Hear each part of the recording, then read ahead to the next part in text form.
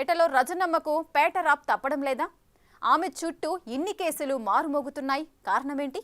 అధికారంలో ఉండగా రజని అన్నేసి అవినీతి కార్యకలాపాలకు పాల్పడ్డారా? హైకోర్టు తీర్పుతో మొత్తం తారుమారేనా? పేటలో అసలేం జరుగుతోంది? అక్కడి పార్టీ భవితవ్యమేంటి? గెలిచిన తొలిసారే ఎమ్మెల్యే, ఆపై మంత్రి పదవి కూడా కొట్టేసిన రజనికి సడన్ స్టార్ గా పేరుంది. ఎంత తక్కువ కాలంలో ఎదిగారు, అంతే తక్కువ కాలంలో ఆమెపై అనేక రాజకీయ ఆరోపణలు. ఉన్న చోటు వదిలి గుంటూరు వెస్ట్ కి తట్టాబుట్టా సర్దుకెళ్ళింది ఇందుకేనంటారు. అక్కడ ఏదైనా గెలిచారా అంటే అదీ లేదు. వెళ్లినంత సేపు కూడా ఉండలేకపోయారు. ఆ వెంటనే రిటర్న్ అయిపోయారు. సరే, ఇలాగైనా పేటలో ఏ పోరు లేకుండా ప్రశాంతంగా ఉన్నారా అంటే అదీ లేదు. ఆ ఆశ కూడా అడి అసలైపోతున్నాయట రజనీ మేడం గారికి.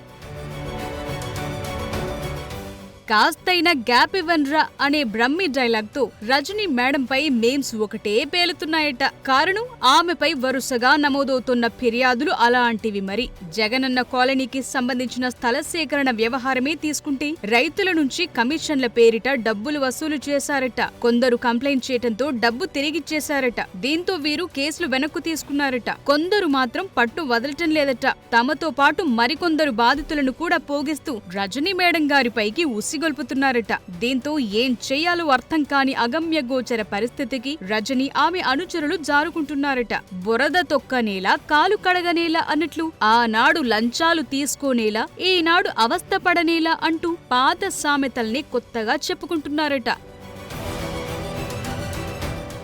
ఇవన్నీ ఇలాగుంటే ఎన్నికల టైంలో రజనీ తన దగ్గర 5 కోట్ల రూపాయల డబ్బు తీసుకుని మోసం చేసిందంటూ సొంత పార్టీ నేత మల్లెల రాజేష్ ఆరోపించారు. అప్పట్లో ఈ అంశం కలకలంగా మారింది కూడా. దీనిపై ఆనాడే రజనీ అనుచర వర్గం ఆందోళన చెందారు. ఈ ఆరోపణలు తన విజయానికి అడ్డుపడేలా ఉందని రజనీ వర్గం డైలమాలో పడింది కూడా. వీటన్నిటినీ తట్టుకుని గెలుస్తామంటూ ప్రగల్భాలు పలికిన ఓటమి తరువాత అందరూ నవ్వుకున్నారట. ఇవన్నీ ఒకెత్తైతే రజనీపై పిల్లికోటి అనే వ్యక్తి ఫిర్యాదు చేయటంతో ఎస్సీ ఎస్టీ అట్రాసిటీ కేసు నమోదైందట. తనను స్టేషన్లో తీవ్రంగా వేధించారంటూ కోటి చిలకలూరిపేట పిఎస్లు కంప్లైంట్ చేశారు. దీనిపై విచారణ చేసిన పోలీసులు సిఐ రమేష్ పై కూడా కేసు పెట్టారు. ఈ కేసుతో పాటు రజనీపై బాలాజీ స్టోన్ క్రషర్ కేసున్న సంగతి తెలిసిందే. ఈ అంశంలో నాడు విజిలెన్స్ ఎస్పీగా చేసిన జాషువా, రజనీ బావమరిది గోపీనాథ్, పిఏ రామకృష్ణ పైన కేసులు నమోదు చేశారు పోలీసులు. ఈ 2 కేసులతో తనకెలాంటి సంబంధం లేదంటూ ఆమె మీడియా ముందు వీరావేశంగా ప్రకటించారు. కానీ ఆ వెంటనే వెళ్లి హైకోర్టును ఆశ్రయించారు. ముందస్తు బెయిల్ కోసం కోరారు. దీంతో రజనీ అనుచర వర్గంలో అలజడి మొదలైందట. ఇలా ఒకదాని వెంట మరొకటిగా కేసులు వెంటాడటంతో సతమతమైపోతున్నారట రజనీ. ఇటు తనపైనే కాక తన అనుచరులపైన కేసులు బుక్కవుతుంటే ఉక్కిరిబిక్కిరిగా ఫీల్ అవుతున్నారట. పైకి ధైర్యంగా ఎదుర్కొంటారని రజనీ మేడం మేకపోతు గాంభీర్యం ప్రదర్శిస్తున్నా లోలోన మాత్రం ఆమె గజగజ వణికిపోతున్నారని అనుచరులే అంటున్నారట. తాను మాత్రమే కాక తమను కూడా పీకల్లోతు కేసుల్లో ఇరికించేస్తున్నారని వీరు వాపోతున్నారట. ఆనాడు ఆమె చెప్పిన టల్లచేటుమే తమకు చేటు తెచ్చిందని వీరు తీవ్ర ఆందోళన వ్యక్తం చేస్తున్నారట.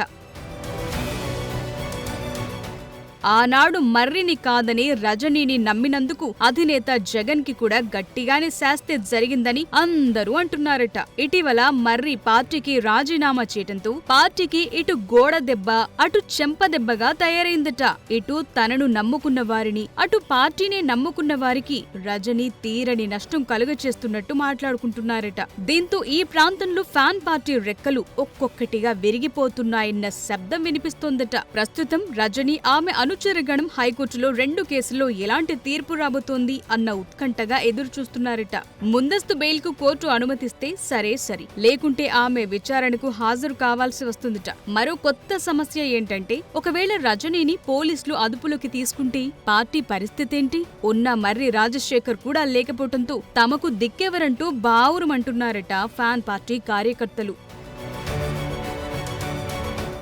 రజనీ మేడం లేకుంటే పోయారు. ఆమె ప్రధాన అనుచరులైన తమకు అండగా ఉంటారా అని చూస్తే పిఏ రామకృష్ణ అజ్ఞాతంలోకి వెళ్లారట. ఇక మరిది గోపీనాథ్ విదేశాలకు చెక్కేశారట. దీంతో సగటు కార్యకర్తకు దిక్కేది అన్న ప్రశ్న తలెత్తుతోందట. లేటెస్ట్ గా రజనీపై చర్యలు తీసుకోవాలంటూ నవతరం పార్టీ నేత కంప్లైంట్ చేశారు. తమ పార్టీ కార్యాలయంపై దాడి చేసి తనపై హత్యాయత్నం చేశారని ఆమె నర్సారావుపేట డీఎస్పీకి ఫిర్యాదు చేశారు. అప్పట్లో అధికారంలో ఉండగా ఆమెపై ఎలాంటి చర్య తీసుకోలేకపోయారని, కనీసం ఇప్పుడైనా మాజీ మంత్రిపై చర్యలు తీసుకోవాలని ఈ పార్టీ నేత డిమాండ్ చేస్తున్నారట.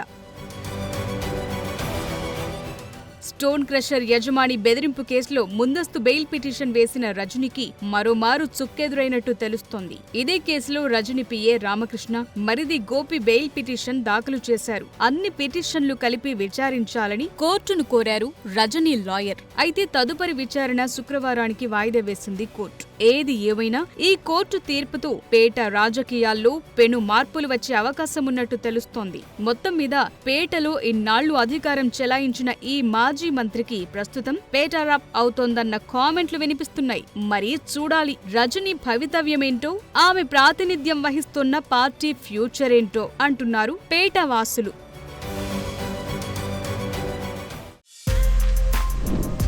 For more videos like this, subscribe Big TV channel.